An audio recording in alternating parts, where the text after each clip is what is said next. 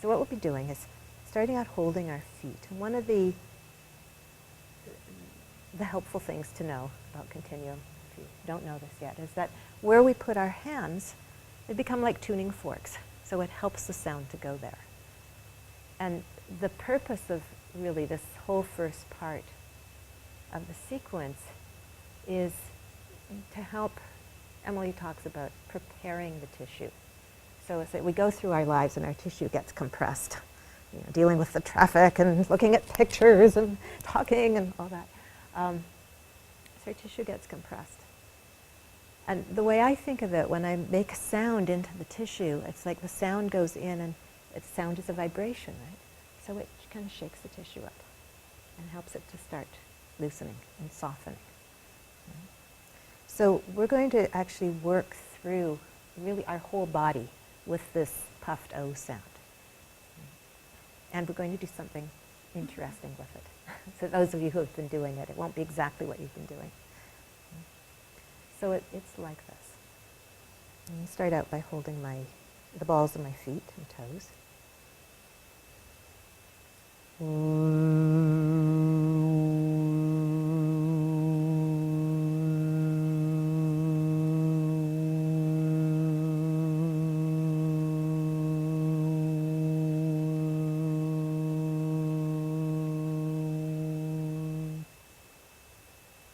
And then I'm going to let there be a little interval between that and the next one.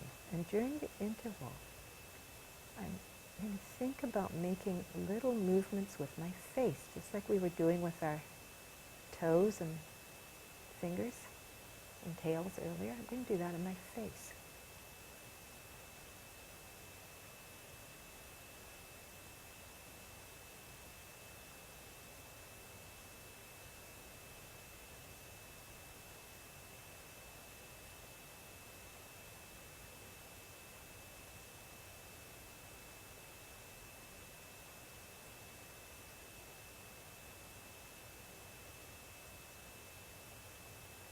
Can you see the movement?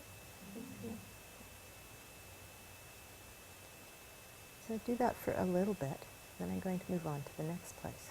One of the things I'm doing when I'm doing the puffed O is I'm thinking about this area of my face.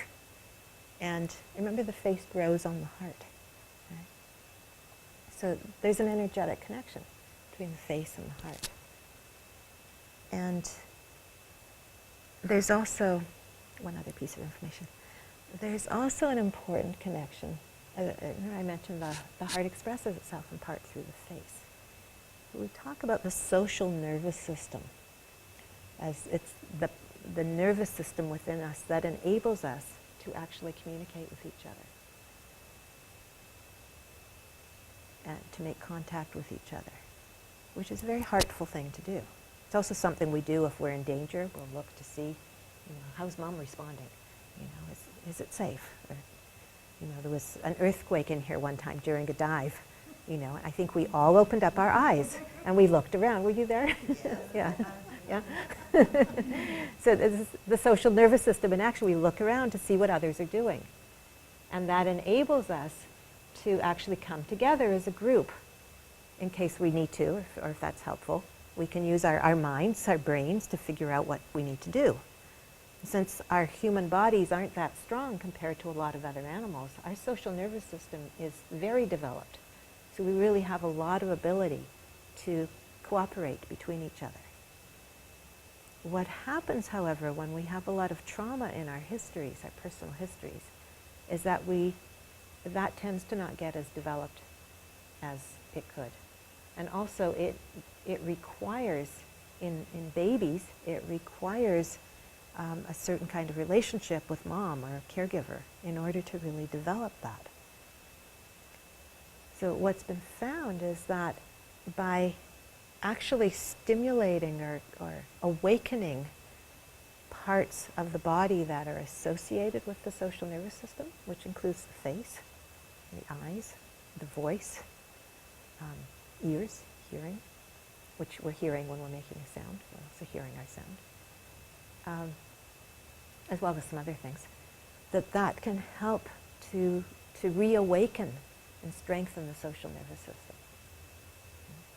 So we're getting this added little mysterious benefit here by moving these little muscles in our faces.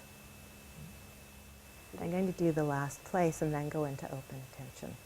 And just notice what happens in your system, in your body, as I do that.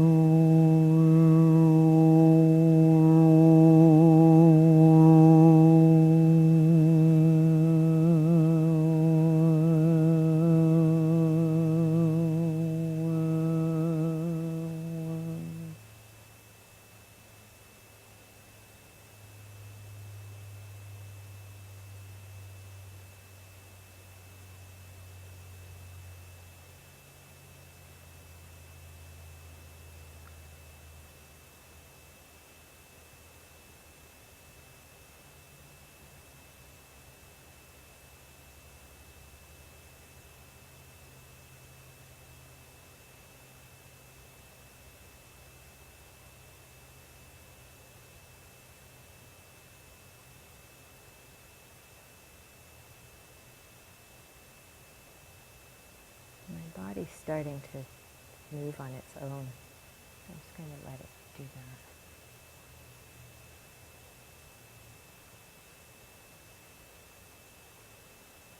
So I'm moving into open attention here.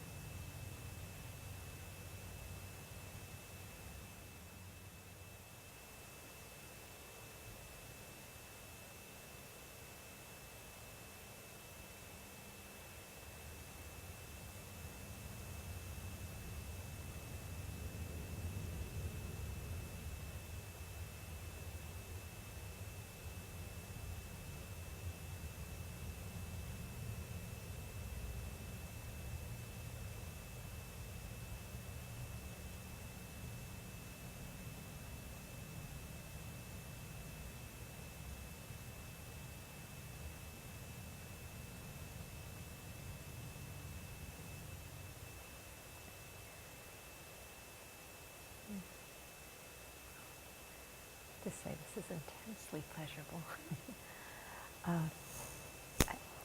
Just so I mentioned earlier, you could do that last part lying down.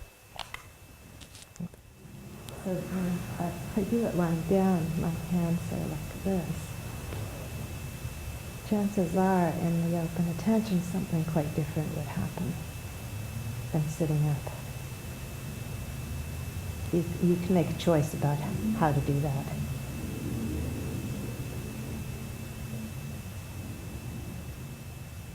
The second part of the sequence will be doing lying down.